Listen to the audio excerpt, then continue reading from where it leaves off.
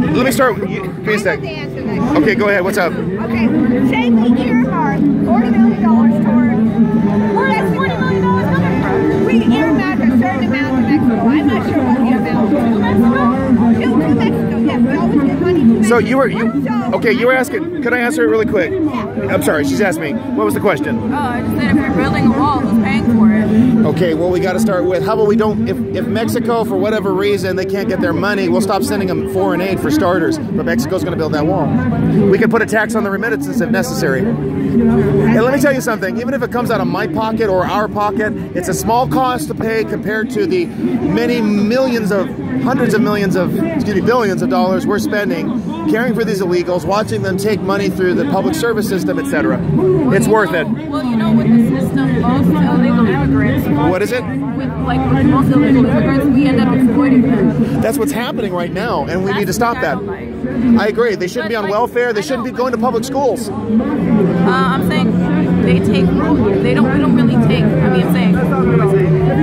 saying we take more from them more than they take more from us. I disagree. But tell me why you say that. Let me start with that. Okay, well, I just learned it in political science. Okay, in a class you're taking? Yeah, class I took. Most of the illegal immigrants, they go to the countryside and they work on the farms and stuff. And we take full taxes out of their pay. Okay, first of all, they're paid under the table. They're paid a far lower wage because of the inevitable competition which has resulted. And second of all, a lot of them actually go on welfare during the off-season. You can go to Fresno. I've talked to farmers in that area. They go into public assistance. In fact, because there's a growing number of them only going on public assistance, the farmers like it. How do you get on welfare if you're not a citizen? They cheat. It's happening. There's a lot of it. In this country, then you got DACA and DAPA, which are constitutional programs enabling it. It's happening. And on top of that, you've got a lot of these illegals and the illegal kids are in our public schools. We're paying for that. That's wrong. You got illegals that are going into our emergency rooms. That's wrong. 38% of our hospital costs would drop away if we stopped giving medical treatment to illegal aliens. And right now in the state of California, they passed that Medi-Cal bill, and then they tried to allow illegals onto Obamacare too. That's costing us. But yeah, we're paying. They take more from us. They're taking more from us than we could ever than we're taking from them in any way. And yeah, I don't think that's totally right, but at the same time, I don't really like the platform of the Republicans. You don't believe in the Republican platform? No. When I read it, I think it's great, but then you see what happens in reality, and I think it's not that great. You're talking about immigration? No, just everything. For everything? Everything. Okay, well, what's another plank of the platform that you have a problem with, or disagree with, or don't see working out? Most of the Republicans, they kind of seem like fearful white Americans. Okay, well, you got a lot of Americans here who are not of European background, for starters. I know. Trump married an immigrant. That's another thing to consider. Okay, if Trump married a white immigrant, that's different. The immigrants that everybody's Go ahead. that everyone is afraid of are non-white. I'm not afraid of you, for starters. No, you shouldn't be. Exactly. I'm glad to hear from you. I've been talking. Okay. Where in the and they just seem afraid. Okay, well, I've been to Huntington Park. I've been to Cudahy. There are Republicans that are, it's 96% Hispanic, it's 98% Hispanic. There are Hispanic voters who voted for Trump. I know there are. Yeah, so it's not about being afraid of people of a different skin color. No, that's just kind of what it sounds like, though. Well, what's an example of the rhetoric that suggests that? Okay, I was talking to one of the women over there, and we were talking about, you know, the policy against, like, letting Muslims into the country. Okay, sure.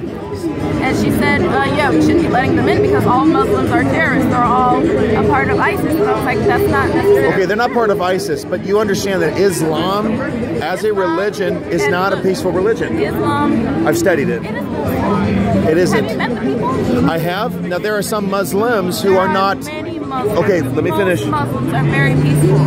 Look at a Pew Research study. Excuse me. They ask questions about Sharia law, First Amendment, women's rights, and many of them are counter to those values against the West. They do not accept them. They don't, and it's pretty terrifying. And we have a right as a country to ensure that we don't have terrorists coming in.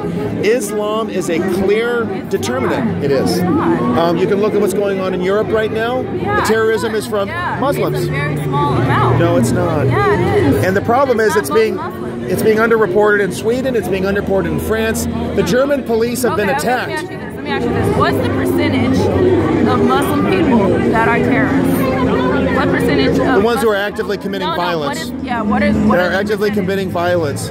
I would agree with you that maybe 20%. No, it's not even 20. What is it? It's like 1%. 1%? It's only a handful. Okay. Now, what are the raw numbers for that? 100,000 people, 100,000? And don't forget, we're not just talking about Europe, we're talking about Africa, talk about Asia.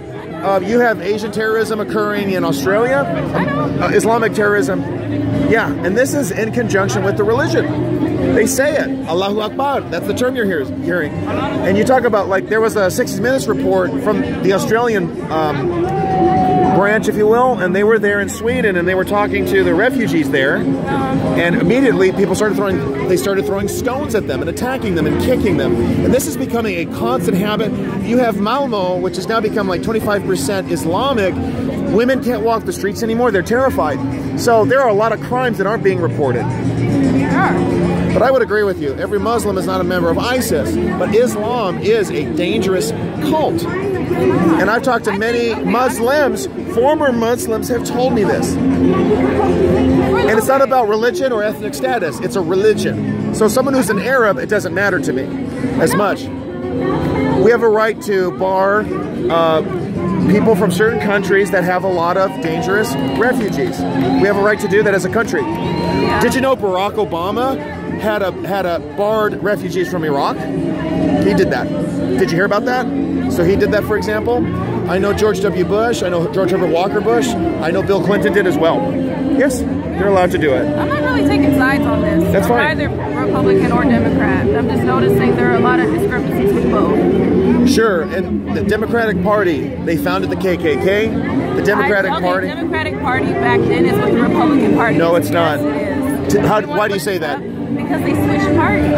How and when and what? Okay, I don't really know like everything about it, but I know that the people who were in the Democratic Party, which were mostly like the rich people. Dixiecrats, you're saying, right? I don't know all the Okay, here's my answer. Only 3 switched. Only 3. That's right. Strom Thurmond was one of them. There was another congressman from northern Alabama. That's right. And why a lot of white Southerners became... Show me that before I believe it. Dinesh D'Souza has a lot of the sources. Check him out. You can debunk it, but read it. I don't know who that is. Dinesh D'Souza, Hillary's America. That's where you'll find a lot of the research behind this. You want to know who said these terrible words?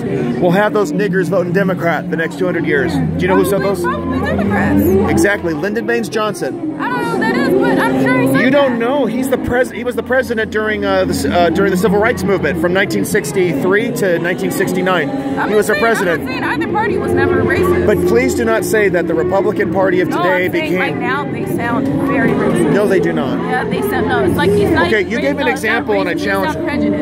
Okay, so I debunked that issue about the refugee problem. Is there something else that suggests a prejudice? Yeah,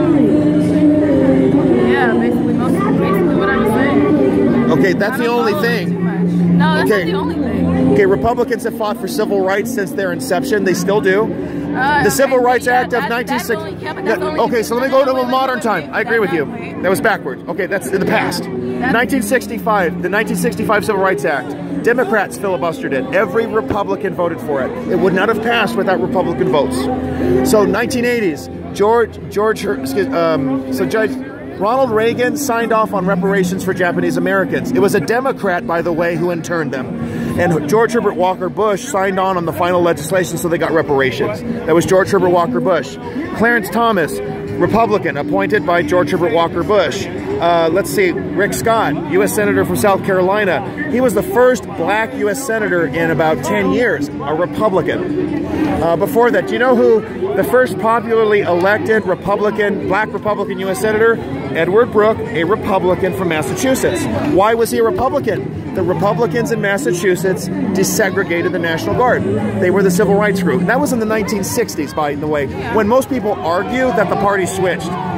Richard Nixon won 38% of the black vote, civil rights. So I want you to look that over. I know. I'm not saying everything is that black and white. I'm just saying this is what it sounds like now. Okay, well, when Democrats say that voter ID is bad because black people can't afford an ID, that's very offensive because it's just not true. You're going to college. I didn't hear about that. I don't know. They did say that. Okay, I'm sorry they said that. So let me